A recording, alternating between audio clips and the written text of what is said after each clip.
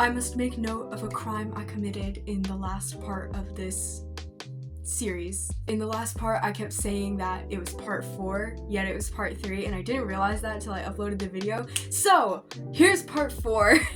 Part 5 is coming in 2 weeks.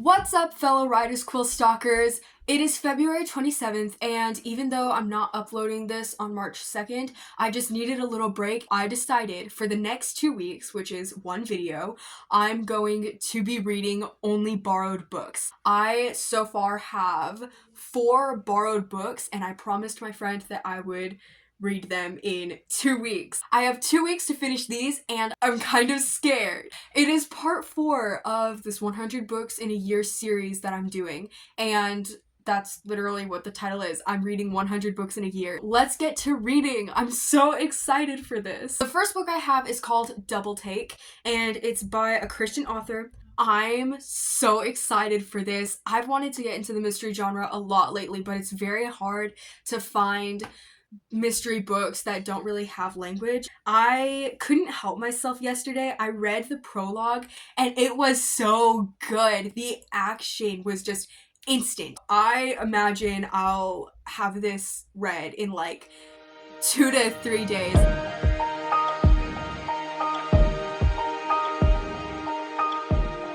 it's 2 days later and I'm almost exactly halfway through Double Take, and I figured that I should talk about it a bit more since I've read more than the first page. So the basic plot of it is Lainey Jackson was almost killed by her ex, and she ended up killing him instead. However, 18 months later, she's seeing him all over the place, and she doesn't understand why she's seeing him because he's dead, and it seems that he wants her dead. The other side of the plot is Detective James Cross. He's in the same town that Lainey is in, and they end up teaming up to figure out what is going on with this mystery. Something that I love about it is how accurate it feels. It isn't crazy descriptive. I love it so much. The mystery is thrilling. Like, I have theories that I'm scared to say because, like, I don't know if it's not true. In other books that I've read, things have been mentioned early on in the book and then were never used later, and it's kind of like, why put it there if it's not going to be used? Is it just to enhance the description? Why enhance the description if it has nothing to do with the book later on? So I really hope that that is not the case with this book. It's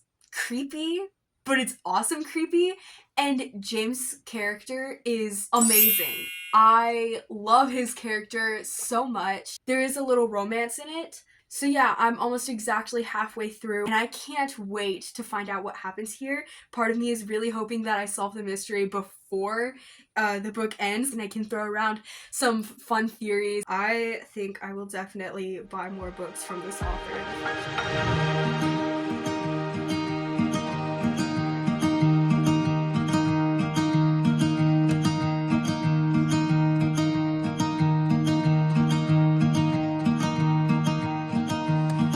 Finally finished it, and it was so good. I loved the ending. I will say the romance was probably, well, it was romance, and I'm just not a big person for romance. I've seen movies where like things like what happened in Double Take would happen, and then I read it in Double Take and I was like, whoa, that was so fun to read. This was clean. There was no spice, there was no language, and it was clean. The suspense was amazing. I like stood up and I had to walk around while reading because it was so good. It had me on the edge of my seat. Now, time to move on to the second book that I borrowed.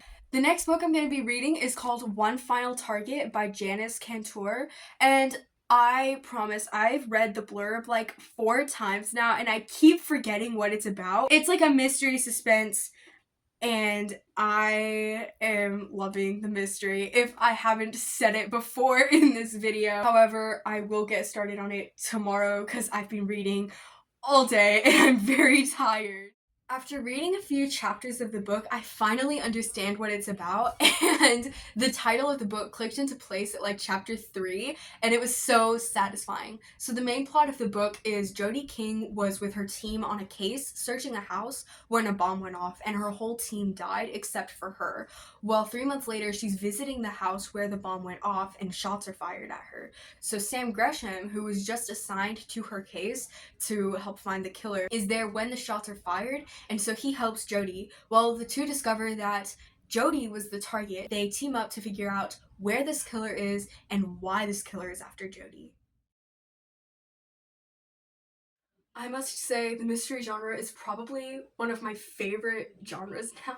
It did take a few days, but I finally finished One Final Target. It was awesome. I was really sucked into the scenery. I related with the characters so much, and the struggle that Jodi has with her belief in God is honestly felt very real, something that a lot of people probably go through, and the action just took off. This was a really, really good book. However, the only thing that put me off was probably just that one of the characters had been a police officer, but he was fired, and the reason that he was fired kind of was just annoying. It wasn't described at all, but it was just mentioned, and it was mentioned a good like 4 or 5 times, and I was kind of like, there could have been a better reason for why you were fired. Another thing was I was kind of just left in the blue in some spots. Some of it didn't feel very complete, where like it seemed like the ends had been tied up. It wasn't tied up entirely. Jodi and Sam are probably some of the best characters I've read. It left me wanting to read it again, and it left me wanting to read more about the characters. After finishing One Final Target, I finally started the next book, which is a historical fiction set in Bible time. It's called The Peasant King by Tessa Afshar. It's about a girl named Gemma, whose mother, the Persian king's famous senior scribe, is kidnapped, and Gemma and her sister Zarina set out to rescue their mother. After rescuing their mother, Asher, the son of this other king whose name I cannot pronounce, joins them. This is kind of their journey back, I guess. It's a bit of a slower story, but still engaging. I've been kind of on and off throughout the week, and this is how far I am. I think that this wraps up part 4 of this series, this double weeks video. I am kind of disappointed that I didn't really get through all 4 of the books that I was borrowing. However, next week I definitely will have those 2 books finished. Thank you for watching. Don't forget to like and subscribe, and part 5 will be coming soon, so keep an eye out for that in 2 weeks. This might be one of my favorite genres. After reading Double Take, I mean, like, so good. And like, I've only finished the first page, but I'm just raving about it. I am going to be ranting about this for a good while. Yeah. I am loving it. I love it. Oh my goodness. I just can't say enough about it. I wanted to read it fast, but sleep is important. All the books that must be in the mystery genre, and I've never known they existed. I should buy more books. I'm gonna do that. I'm only about a quarter of the way through, maybe actually a third of the way through, a little more than a third of the way through. I'm gonna buy more books soon. I need to. Yeah. Part 5, not part 4, hence my mistake last time. Next time is part 5.